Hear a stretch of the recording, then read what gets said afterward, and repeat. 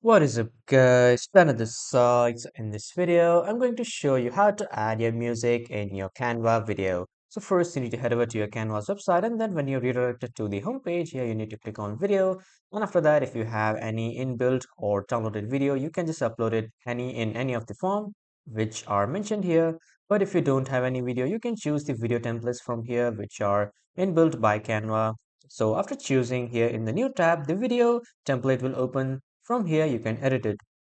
Now, if you want to add your own music, like if you have downloaded any of the music, so you need to click on uploads and then click on upload files. After that, you need to choose the music file or audio file that you want to upload, then drag and drop it here on the timeline.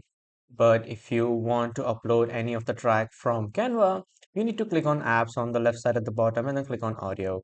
After clicking on audio, you need to just simply choose any of the audio that you like. And when you click on it once, here the audio will be added on the timeline. So that was all for this video, everyone. Thank you for watching.